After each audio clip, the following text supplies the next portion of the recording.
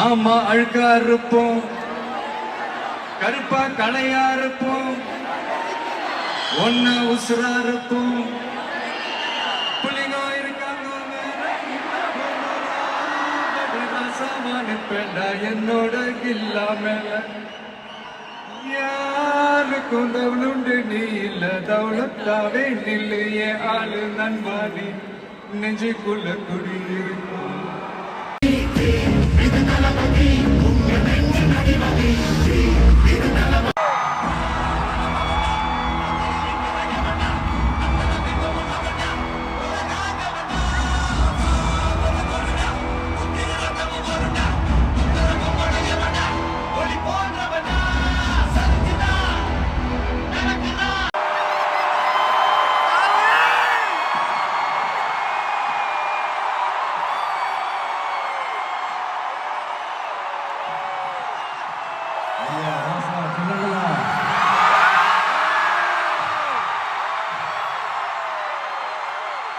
யாரு சாமி நீங்களா?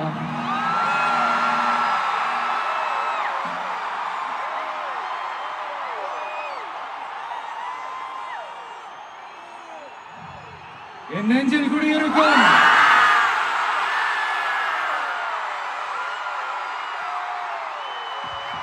மலேசியா மக்கள், மலேசியா தமிழர்கள், உங்கள் அனைவருக்கும் என்னுடைய வணக்கம் வணக்கம் வணக்கம். அதுலயும் குறிப்பா சொல்லணும்னா, இலங்கைக்கு அடுத்தபடியா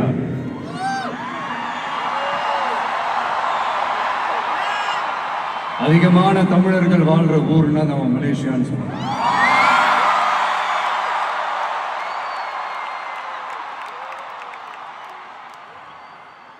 நம்ம தமிழர்கள் தான் உலகத்துல எந்த நாட்டுக்கு போனாலும் அவங்க சொந்த நாடாவே நினைச்சு உழைக்க ஆரம்பிச்சிருவாங்களே.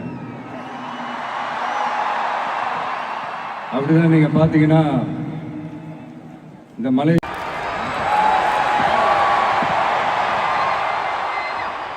அப்படின்னு நிறைய பேர் சொல்லி கேள்விப்படும் போது உண்மையிலே ரொம்ப சந்தோஷமா தான். இங்க இருக்கிற முருகன் கோயிலுக்கு மலையாக்காரங்க காவடி எடுத்துட்டு போறாங்க.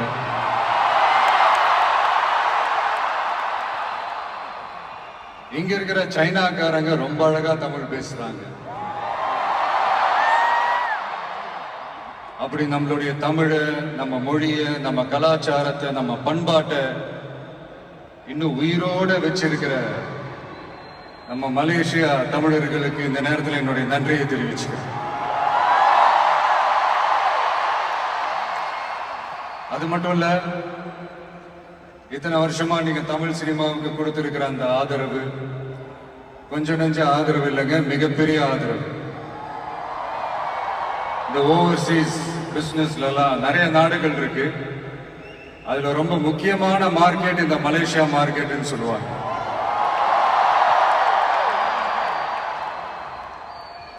நம்ம நண்பர் அஜித் நடிச்ச பில்லான்னு சொல்லலாம்.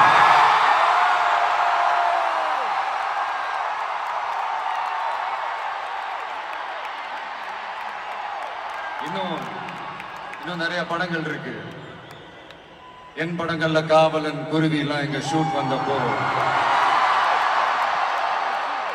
ரொம்பவே சப்போர்ட்டிவா இருந்திருக்கிறீங்க. யாதும் ஊரே யாவரும் கேளீர்னா அது நீங்க தாங்க. அப்படிப்பட்ட இந்த மலேசியால இந்த ஜனநாயகன் படத்தினுடைய சொல்லாமா வேணாமான்னு தெரியல, என்னோட கடைசி படமான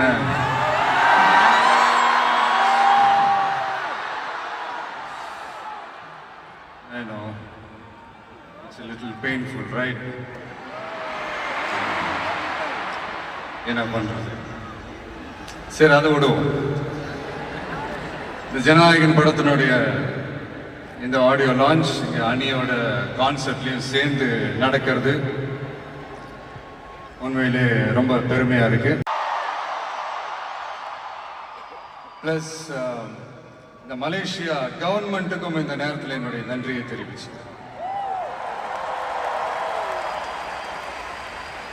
தமிழ் சினிமா ஆரம்பிச்சு எவ்வளவோ வருஷங்கள் ஆச்சு. அவ்வளவு வருஷங்கள்ல நம்ம தமிழ் மக்களுடைய அந்த சந்தோஷத்துல, துக்கத்துல, கொண்டாட்டத்துல, குடும்பத்துல, ஆன்மீகத்துல, உழைப்புல, அரசியல்னு சொல்லி எல்லாத்துலயுமே நம்ம தமிழ் சினிமா அப்படியே கலந்து ஊறி போய் இருக்கு. அப்படிப்பட்ட இந்த தமிழ் சினிமாவில் நானும் ஒரு சின்னதா ஒரு புள்ளியா இருந்திருக்கேன் நினைச்சு பார்க்கும்போது உண்மையிலேயே சந்தோஷமாக ப்ரௌடா தான் ஃபீல் பண்றேன். சினிமா விட்டு ஏன் போறீங்க அப்படின்ட்டு நிறைய பேர் கேட்குறாங்க. சினிமான்றது ஒரு மிகப்பெரிய ஒரு கடல்.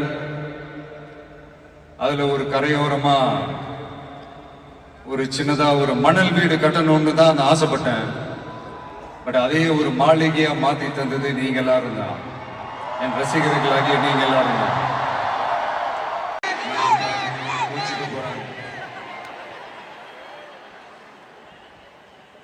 ஒரு குட்டி கதை மாதிரி ஒரு ஆட்டோக்காரர் ஒரு கர்ப்பிணி பெண்ணை ஆட்டோல ஏத்திக்கிட்டு ஹாஸ்பிட்டலுக்கு போறாங்க. பெரிய மழை பெஞ்சுக்கிட்டு இருக்கு. அப்ப அவர்கிட்ட இருந்த அந்த கொடைய அந்த கர்ப்பிணி பெண்ணை கிட்ட கொடுத்துட்டு இதை எடுத்துக்கிட்டு போமா அப்படின்னு சொல்றாங்க. அப்ப அந்த பொண்ணு சொல்றாங்க, ஆனா இது எப்படி நான் உங்ககிட்ட நான் திருப்பி கொடுக்கறது? அதுக்கு அந்த ஆட்டோக்காரர் சொல்றாரு, வேற யாருக்காவது தேவைப்படுறவங்களுக்கு கொடுத்துருமா அப்படின்னு சொல்லிட்டு அவர் போயிடுறாரு. அந்த கர்ப்பிணி பெண் அந்த கொடையை எடுத்துக்கிட்டு ஹாஸ்பிட்டல் வாசலுக்குள்ள போகும்போது அந்த வாசல்ல ஒரு பெரியவர் மழைக்கு பயந்துகிட்டு அப்படியே கை கட்டிக்கிட்டு நின்றுட்டு இருக்கிறாரு. அந்த கர்ப்பிணி பெண் அந்த கொடையை அந்த பெரியவர்கிட்ட கொடுத்து, ஐயா இதை எடுத்துட்டு போங்க ஐயா அப்படின்னு சொல்றாங்க. அதுக்கு அந்த பெரியவர் இதே மாதிரி கேட்கிறாரு, அம்மா நீங்க யாருன்னு எனக்கு தெரியாது, எப்படிமா இந்த கொடையை நான் திருப்பி உங்ககிட்ட கொடுக்கறது? அதுக்கு அந்த பொண்ணு சிரிச்சுக்கிட்டே சொல்றாங்க, வேற யாருக்காவது தேவைப்படுறவங்களுக்கு கொடுத்துருங்க ஐயா அப்படின்னு சொல்லிட்டு போயிடுறாங்க. உடனே அந்த பெரியவர் கொடையை எடுத்துக்கிட்டு பஸ் ஸ்டாப்புக்கு வராரு. பஸ் வருது, ஏறி போகும்போது அங்க பாக்குறாங்க ஒரு பூக்கார அம்மா பூவை வச்சுக்கிட்டு ஒரு அட்டையை இப்படி மழைக்காக பிடிச்சிக்கிட்டு உட்கார்ந்துட்டு இருக்கிறாங்க. பெரியவர் போய் அந்த கொடையை அந்த பூக்கார அம்மா கிட்ட கொடுத்துட்டு அவர் பஸ் ஏறி போயிடுறாரு. பூக்காரம்மா அந்த கொடையை எடுத்துக்கிட்டு வீட்டுக்கிட்ட வரும்போது அங்க ஒரு ஸ்கூல் படிக்கிற பொண்ணு பேக் எல்லாம் மாட்டிக்கிட்டு மழையில ஓடி வர்றாங்க. அவங்க போய் அந்த ஸ்கூல் பொண்ணு கிட்ட கொடையை கொடுத்துட்டு மழையில நனையாதம்மா இதை எடுத்துக்கிட்டு போங்க அப்படின்னு சொல்றாங்க. அந்த பொண்ணு தேங்க்ஸ் அப்படின்னு சொல்லிட்டு வீட்டுக்கிட்ட வரும்போது அந்த பொண்ணோட அப்பா பதட்டத்தோட வாசல்ல நின்றுட்டு இருக்கிறாரு. பொண்ணு மழையில நனைஞ்சுக்கிட்டு வரணுமே அப்படின்ட்டு. அந்த அப்பா வேற யாரும் இல்ல, அந்த ஆட்டோக்காரர்.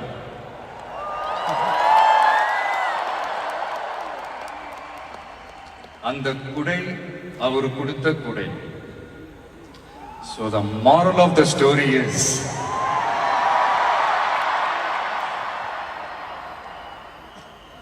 முடிஞ்ச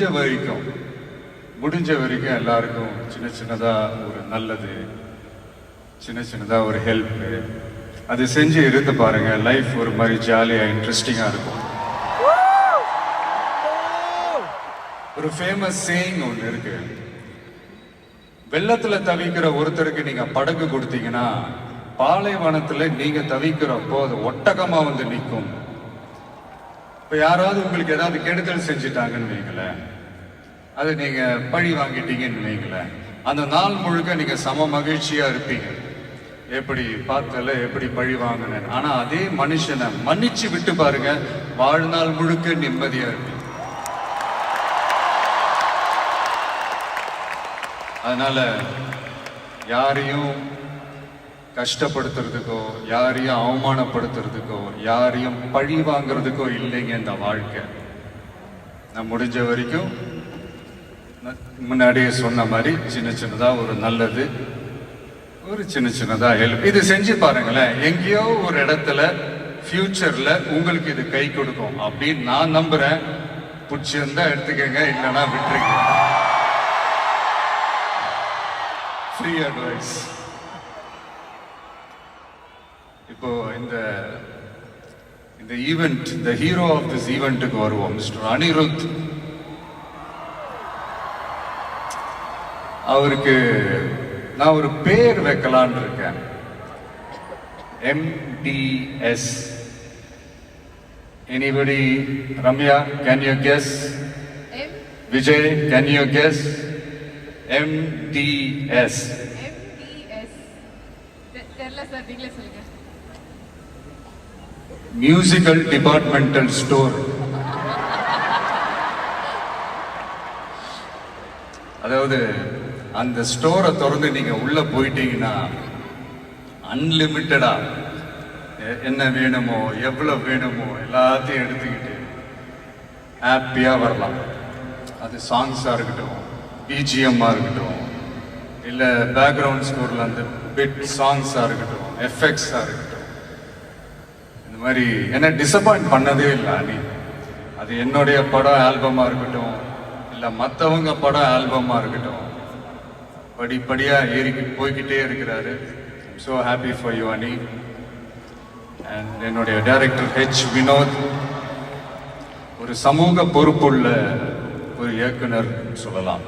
ஒரு கமர்ஷியல் படமாகவே இருந்தாலும் அதுல ஒரு சமூக பொறுப்புள்ள விஷயங்கள் சொல்லணும், சில நல்ல ஐடியாலஜிக்கல் விஷயங்களை சொல்லணுன்றதுல ரொம்ப கவனமா இருப்பாங்க. ஆல்ரெடி ரெண்டு வாட்டி படம் பண்றதா இருந்தது. ஸோ அதெல்லாம் மிஸ் ஆகி இந்த ஜனநாயகன் படத்துல 2 பேரும் சேர்ந்து ஒர்க் பண்ணதுல ரொம்ப சந்தோஷம்.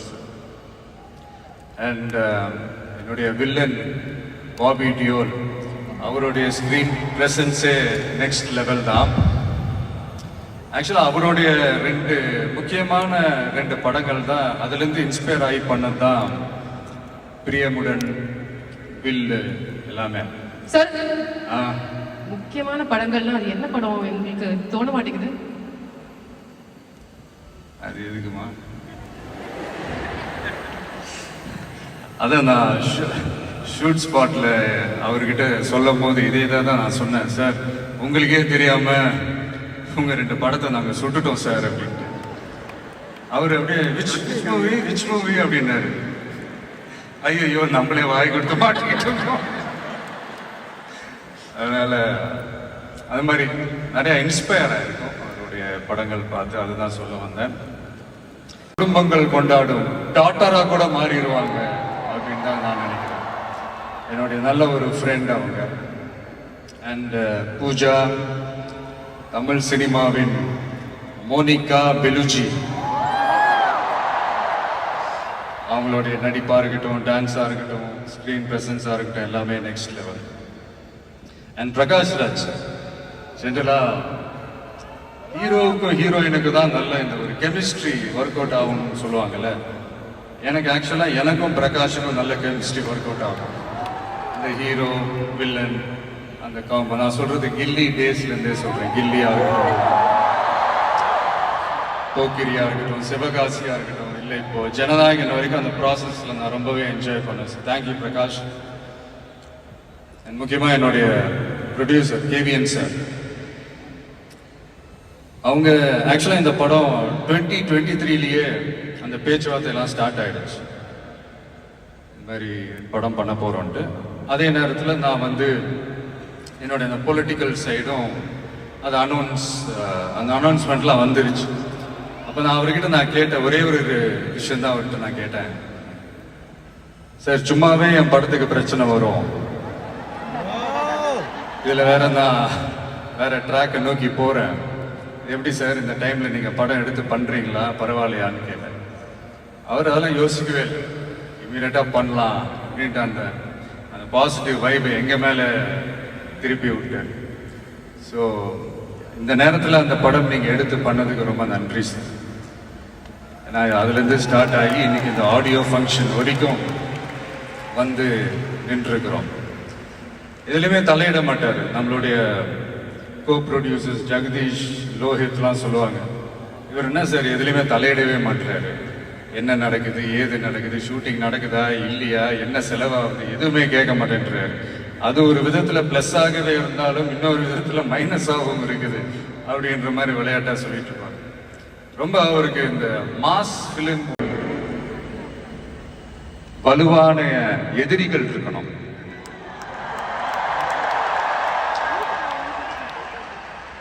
சும்மா வர்றவங்க போறவங்களால ஏத்துட்டு இருக்க முடியாது இல்லையா?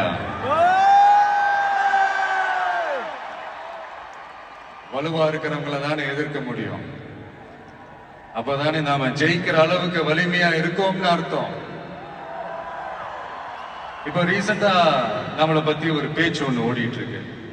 விஜய் என்ன தனியா வருவாரா அணியா வருவாரா அப்படின்னு.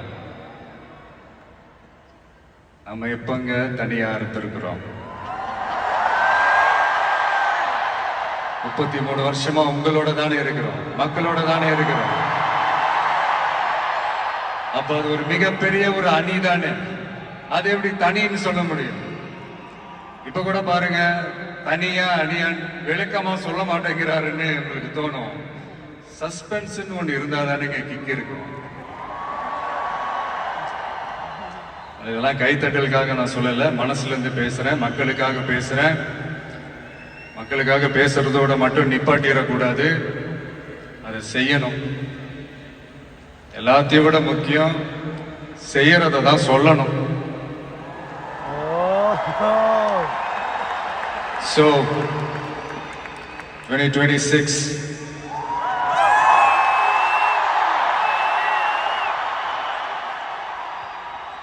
history repeats itself.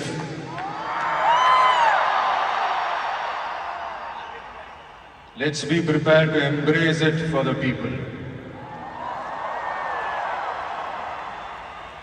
Thank you, Malaysia. Thank you once again.